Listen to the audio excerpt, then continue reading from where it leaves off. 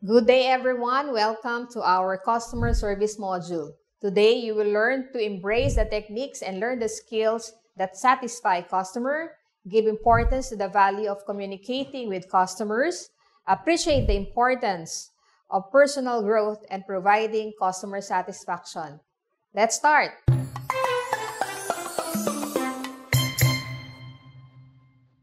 So what is excellent customer service? Excellent customer service is providing the best service to every customer. It may also involve providing extra mile service to your customers that exceeds their expectation. So simply it means na may binibigay na service to every customer. Halimbawa, you are in a store, but it's more than the usual. You smile well, no? Meron kang tinatawag na sales process. Ibig sabihin, mas maganda ang serbisyo mo sa common customer service. Parang lahat ganito ang ginagawa, pero ikaw, merong distinct service kang binibigay para ang customer mo ay bumalik sa'yo. Kaya nga pag sinabing, wow, excellent ang customer service mo. Kaya gusto kong bumalik sa store mo or gusto kong i-patronize ang iyong product or services. So, how does a customer experience excellent customer service? When you focus your service on customers' welfare and interacting with them in a friendly manner that includes credibility and reliability, that is excellent customer service. What do we mean by this? Kapag iniisip mo lagi, ano ba ang makakabuti sa aking customer? Ano ang aking mapoprovide? Sasabihin ko yung tama at nararapat sa aking customer. As a salesperson, you are also a consultant. You are a sales doctor. Remember that. You are a sales doctor. Ano ba ang need ng aking customer? Yun ang aking ipoprovide. So that magiging masaya sa pag-purchase niya ng product or service na pinoprovide ko. Credibility. Totoo ba ang sinasabi mo about your product? Wala bang exaggeration? So, sasabihin mo kung ano ang katotohanan sa iyong product na pinoprovide or service that you are also providing and selling. Reliability is about, are you confident because you know the product well or you are expert in that service? That is part of excellent service. And masaya si customer kapag ganon. Kaya sasabihin niya sa'yo, wow, thank you Ang ganda ng inyong customer service. You have an excellent customer service. Sabi nga is, walk an extra mile. Yung usual customer service na binibigay ng iba, ang binibigay mo is better than that. So, how do you establish relationship and customer's trust? Sa unang pagkikita nyo pa lang ng customer, paano nyo ma-establish yung inyong relationship at paano sila magtitiwala sa inyo? Ano ba ang mga dapat nyong gawin? So, the first thing that you have to do is greet with a smile in a friendly manner and of course with courtesy and respect. So, ano ang gagawin nyo? You will smile with your eyes. Can you try that? Sige nga, smile with your eyes. Okay. Yan, ganyan. Smile with your eyes. Mararamdaman ni customer kapag ikaw ay nakasmile dahil makikita niya sa inyong mga mata. And, of course, yung tono ng boses. Good morning, ma'am. Good morning, sir. How can I help you? Magandang umaga po. Magandang araw po. Ano po ang kailangan nila? So, sa ating mga Pilipino, syempre, yung word na po is very important. By that, friendly ang dating. Welcoming ang dating. Ang inyong boses ay maganda. Maayos ang tono. So, medyo modulate your voice. Good morning, ma'am. Good morning, sir. Pleasant to the ears. Okay? So, next is, you provide quick response to their queries. Ibig sabihin, kapag may tinanong, sasagutin ninyo. So, pag tinanong, magkano ang product na to? Or ano ang features and benefits ng product na to? You answer well, ma'am, Ang product po na ito ay 10,000 pesos. Nakasale po siya ngayon. Dati po ay 15,000 pesos. Meron na po kayong matitipid na 5,000 pesos. So, quick response. Ano ang features and benefits nito? Ma'am, ito po ang features niya at ito po ang benefits niya. Ang kanya pong battery ay long life. Ang benefits po, hindi nyo kailangan mag-charge. Makakasave po kayo sa oras. Next is mastery on the product or service that you offer, such as the features and benefits and others. What do we mean by this? Kailangan alam na alam mo kung ano yung product na sinisell mo. Ibig sabihin, alam mo kung saan made yan, made in what country, ano ang materials niyan, or if there's a history, bakit yan ay na-produce, ano ba yung gamit niya, ano bang benefits niya, ilang years ang warranty niya, and so on and so forth. Marami kasing pwedeng itanong eh. And kapag meron kayo na-encounter na tanong na hindi nyo masagot regarding the product, that means you're not yet an expert. So make it a challenge na ano kaya yung tanong sa product na to or sa service na to na hindi ko masagot. Kasi kailangan masagot ko lahat. Pag hindi ko nasagot lahat, ibig sabihin nun, hindi pa ako expert. Pwede nyo isipin ngayon, ano ba yung hindi ko pa alam about our product? Kapag meron ka pang hindi alam about your product, you're not yet an expert. So, be an expert on your products and services. Okay, next is you have to be attentive and listen well to your customer. Kapag si customer ay nagsasalita, as much as possible, huwag nyo siyang ikakat.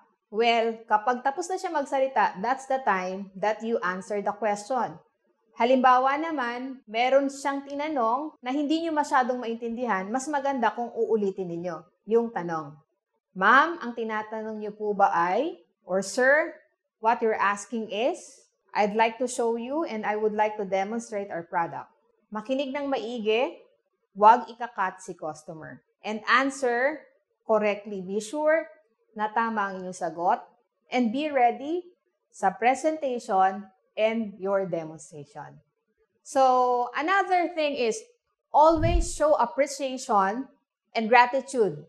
Halimbawa, si customer, bumili, or sabihin na natin, in-acquire yung iyong product or service, or products and services. Always say thank you. Huwag niyong kakalimutan yon. So, maybe you can give thank you notes, or you can give freebies, or you can give discount kung marami ang kanyang binili. Magiging masaya siya sa pag-purchase ng inyong product. Maraming pwedeng gawin to satisfy our customer para ma-win natin ang kanilang trust at maging maganda ang ating serbisyo sa kanila. And of course, when you say thank you, again, with a smile and the right tone of voice. So another thing is, you may use social media to know more about your customer. Halimbawa lang, ano ba ang target market nyo? Halimbawa for the yuppies, or sabihin na natin millennials, ano ba ang tungkol sa kanila na during your conversation ay makarelate kayo para mawala yung gap between you and the customer. Alamin nyo ang mga likes nila, alam nyo yung mga hobbies nila, so that along the way, kapag kayo ay nakikipag-communicate sa kanila, ay makaka-connect kayo sa kanila. And sometimes, meron silang mga terminologies na sila lang ang nakakaalam. And once na nabanggit mo yon, connected ka na sa kanila. And ang dating sa kanila, mas friendly ka than others. You can give a better service to them. So it can be interpreted as excellent customer service because you know them well. So remember that. Know your customers well. Okay? Now, let's go to the values of customer service. Ano ba ang values ng customer service? The values of customer service is the passion to give satisfaction to your customers. I-satisfy mo sila nang wala silang masasabi, na to the point na isi-share pa nila kung ano yung experience nila sa inyo, sa inyong store, sa iyong service. Always be patient while solving problems when there are complaints. Hindi naman natin may iwasan na minsan may complaints. So, just be patient. And of course, presence of desire to improve continuously and avoid to commit the same mistake. when you want to give customer service. And not just a customer service, but excellent customer service, ayaw niyong paulit-ulit na pagkakamali. Halimbawa, nag-promise ka na, ma'am, matatapos po namin to by tomorrow. So, ang nangyari, hindi niyo natapos. Nag-complain si customer. Alamin niyo ang dahilan kung bakit. Now, halimbawa, na-solve na yon. And then you have the same customer. Nag-promise na naman kayo na the next day, tas hindi na naman. Sana hindi mangyari yon. Kailangan kapag nag-promise kayo, tuparin nyo ang inyong promise. That is very important. Ang excellent customer service ay connected dun sa values ng customer service. And kapag napaganda ang inyong customer service, may tinatawag tayong repeat sales or repeat customers. Kaya nga merong tinatawag na loyal customers eh. Kasi nasanay sila sa inyong serbisyo at nagustuhan nila ang inyong service, kaya pabalik-balik sila. And sila yung bread and butter or sila yung main source of your sales. Yung mga customer nyo na faithfully and loyal sa inyo. Faithfully going to your store and loyal sa inyong store, sa inyong product, sa inyong services, and even probably to you na hinahanap ka, nasaan si salesman A? Merong ganun eh. Hinahanap nila kung sino yung dating nag-attend sa kanila kasi nasanay na sila. Dahil gusto niya ang serbisyo ng taong yon. So, sana kayo din, magkaroon kayo ng mga customers na hahanapin kayo. Ibig sabihin lang nun, na-build niyo yung trust at napakalaki ng value ninyo sa kanila.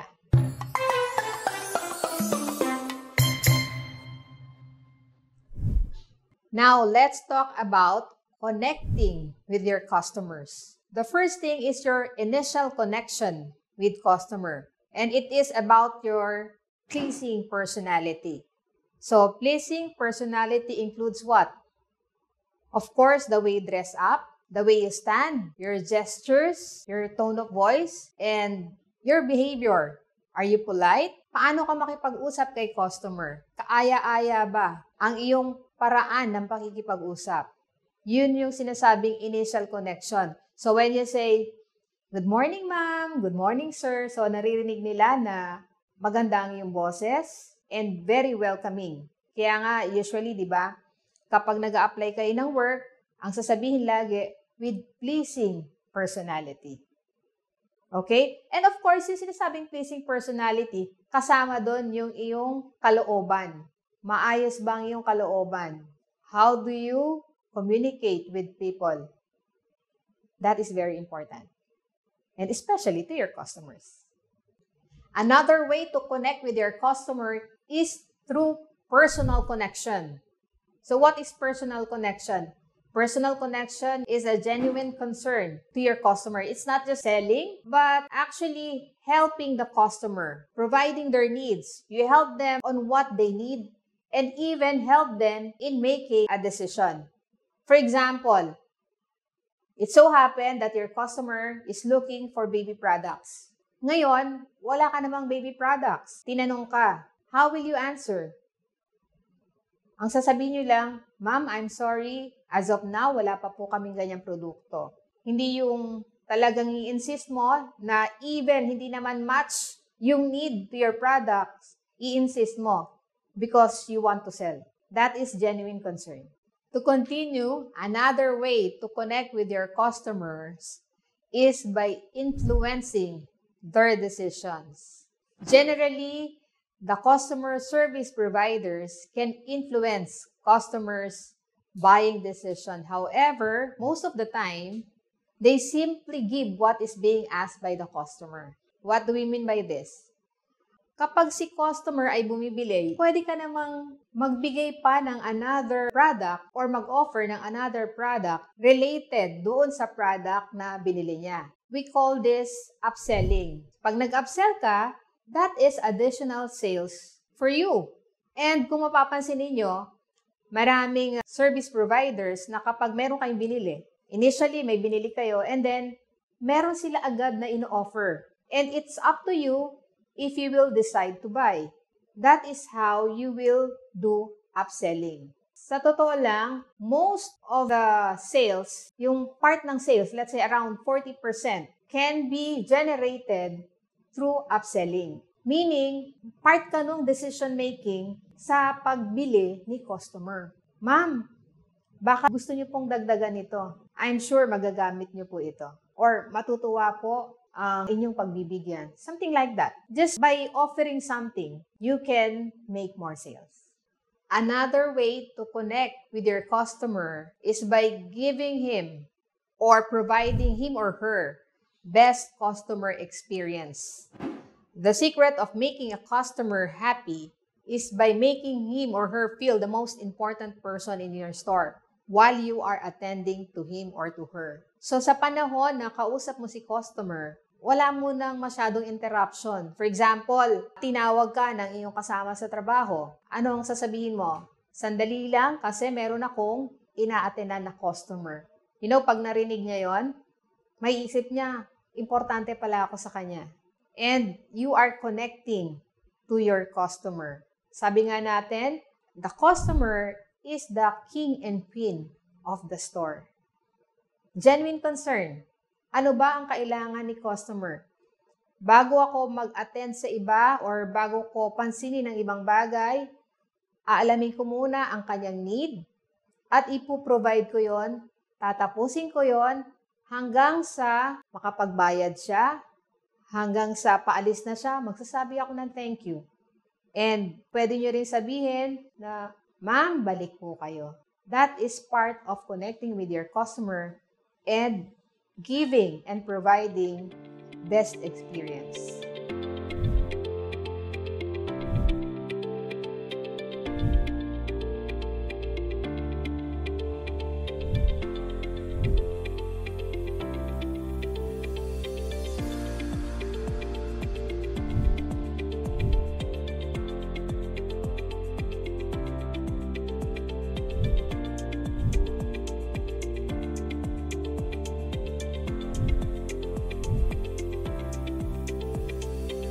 Now, let's go on the key ingredients of excellence. One of the key ingredients is genuine care for customers. Never fake a good service. Be sure that you are more than to help customers on their needs and wants. So, every time na kayo ay mag-a-attend sa customer, kailangan seryoso tayo and genuine yung pagsiserve mo sa kanila. Hindi lang dahil gusto mong makabenta, but because you want to help them. Mararamdaman naman nila yun kung genuine ka talaga. Always put your customers first and lagi mo silang i-guide, lalo na kung meron silang itatanong sa'yo. Just be natural and be you. Next is educating customers when necessary. Isa to sa key ingredients of excellence. Some customers are confused on their needs and also on their wants. So they need your help when they buy products. Inform and educate them on the things that they do not know. And whenever necessary, they can make the right decision if you will help them and guide them. Meaning, kung meron kang alam, sabihin mo na sa kanya. Kung meron siyang itanong, sagutin mo na rin. Kasi importante na in-educate mo sila. Magtatanong naman sila kung ano yung hindi nila alam. For example, how long ang life ng product na to. Sometimes naman, kung sa service, gaano kaya katagal yung life nung ni-repair? May mga tanong na kailangan nating sagutin and be honest and be willing to help them. Ano ba yung ways para mas maging mahaba ang buhay ng aking product na binili? Paano ba sila aalagaan o paano i-care yung product? These are some of the things that we have to tell to our customers. Isipin natin lagi kung ano yung makakabuti sa kanila. Another key ingredients of excellence is the mastery of your products and services. Be competent. Study and learn your products and services so that you will not commit mistake during your demonstration or presentation. You can answer the queries of your customers. Check also your competitors' products and services, even the prices, so that you will know what is the competition or if you are competitive against them, and even what are your advantages over them. Importante na kilala mo ang iyong competitor, alam mo yung prices nila. Time to time, i-check nyo yun. And of course, napaka-importante rin na kilala mo ang product mo. You know all the features. You know all the benefits. Ano ang advantage niya over other products or over other brands? Kapag may tanong si customer, bakit pareho lang naman ang ingredients nito, itong product mo at product ng kabila, bakit mas mahal ka? Mas maganda kung alam nyo kung paano sumagot. Even to that extent. Sabi nga, mastery of your products and services. Kung ano man ang itanong, alam nyo sagutin. Mas maganda pa nga i-advance, i-ready nyo na kung ano yung mga possible questions na ibibigay ni customer or itatanong ni customer. So that, pag narinig niyo yung question na yon, alam niyo na kung paano siya sasagutin. And very important yung training. Kailangan may training kang matanggap o may training kang gawin or may training kang ma-acquire so that ang mastery of the product and services that you're offering, sabi nga is you know it by heart. That is very important ingredient.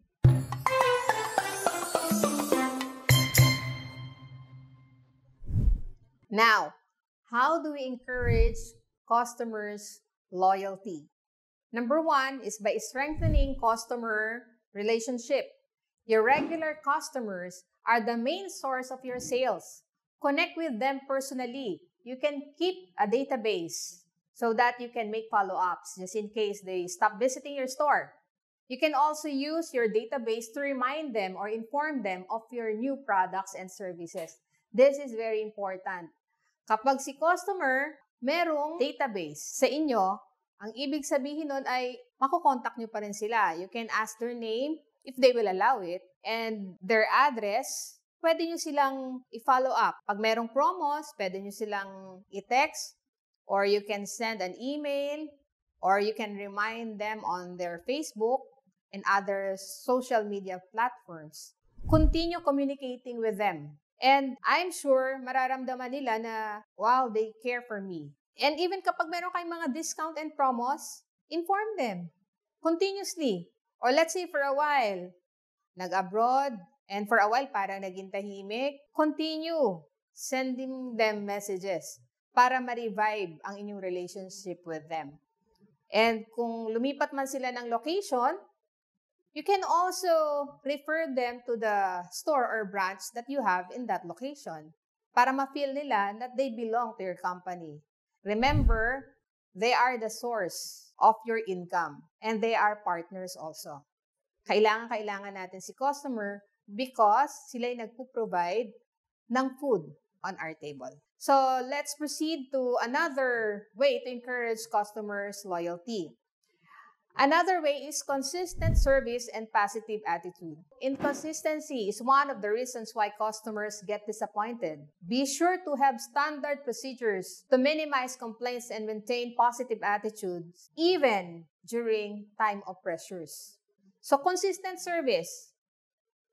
How do you greet them? How do you talk to them? How do you communicate?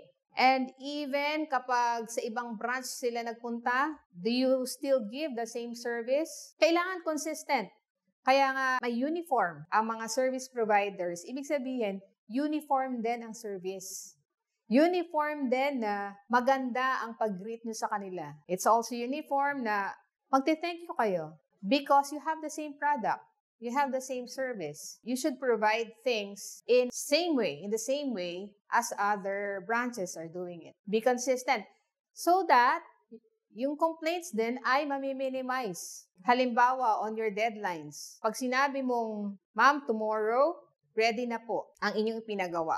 By the next day, tapos na nga. And kung magagawa nyo siya ng mas maaga, mas maganda, tapos tatawagan nyo sila or i-message nyo sila, ma'am, ready na po for pick-up ang inyong pinagawa. Napakasarap ng pakiramdam ng isang customer kapag alam nila na importante sila sa mga company na pinapatronize nila. And then yung loyalty mas nabubuo. And pag nangyari yon, even yung family nila and friends nila ay encourage nila to patronize your products and services. Another way to encourage customers' loyalty is by continuous communication with your customers. A regular communication with your customers through calls, text, email, or other social media platforms can be used to maintain an open and sustained communication with customers. Importante na continue sa ating communication sa kanila so that they will know kung ano yung inyong mga promos, ano yung mga freebies, ano yung inyong new products, and you can even offer discounts to them para babalik sila sa store at mararamdaman nila na they are really part of your company. I encourage you to continuously communicate with your customers.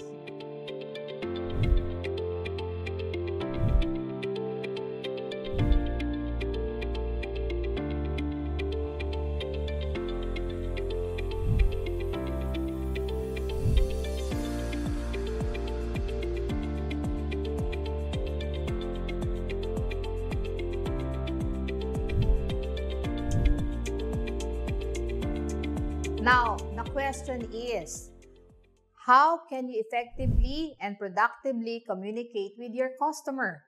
One way is improving your skills in communication. Learn the proper communication process, use the proper medium, it could be oral or written, and how to transact successfully and get results. Importante na meron kang proseso. Halimbawa, pagpasok ni customer, you greet, and then you will say, what can I do for you or how can I help you? And if they ask for something, you answer the question. And then after a while, they will buy it. Magdedesisyon na sila to buy it. And then they will pay. Then after that, you will say thank you. It's a process actually. It's a sales process. And even after saying thank you, pag paalis na sila, sasabihin nyo, Ma'am, you made the right decision. It's one way of really effectively communicating with them. Another way is the written communication. Mas maganda kung marunong kayong magsulat ng business letter kung kayo ay mag-o-offer. You ask somebody na marunong magsulat, magkaroon kayo ng mentor, paano ba ako mag-o-offer ng aking products and services? Or let's say may tanong si customer in writing, you can also send your message in writing or through text or through email or through Messenger and other social media platforms. Be sure na yung response ninyo ay according doon sa standard ng inyong company. Sometimes, pwede nyo hingin yung help ng inyong mga supervisors para hindi rin kayo magkamali. So, improve your communication skills. Very important yan. Another thing that you have to consider is yung language. Like for example, merong ginagamit na dialect. Kung mas komportable sila sa ganun dialect, then use it. At ikaw din naman ay komportable sa ganun dialect, you can also use it. Okay, next to that is knowing what to say and how you will say it. Proper timing, correct words, with the right gesture kapag kinakausap nyo sila.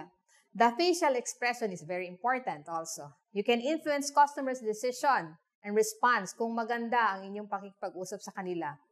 Because it's also part of your duty as a customer service provider to answer them properly and to be polite with them. Kahit na meron silang complaint, lagi niyong iisipin yung kapakanan nila. Pakinggan niyo sila and respond to it accordingly. Ipakita niyo sa kanila na concern kayo. And magkakaroon ng result yon. Mas dadami ang inyong customers. Another way to be effective and productive in communicating with your customer is by developing your problem-solving skills. You have to acquire knowledge in finding a solution in every possible problem that you will encounter. Make a tested standard solution if possible. Mas maganda kung meron kayong list. Ano ba yung usual problem na na-encounter sa store? And then, ano ba yung solution dito? Sino ba yung mga taong involved or pwedeng mag-solve?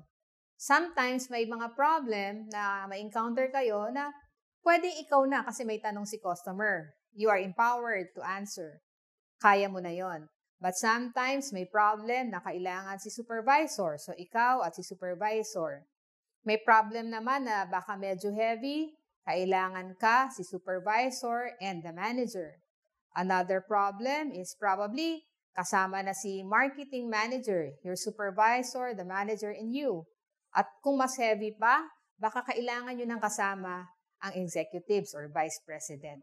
So mas maganda kung meron na kayong ready, possible solution for every problem that you will encounter and be a part of the solution. We have discussed what excellent customer service is, on how we connect to our customers, and also the key ingredients of excellence.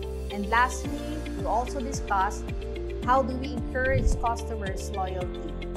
I would like to thank everyone in taking time and participating in our customer service module. Have a blessed day.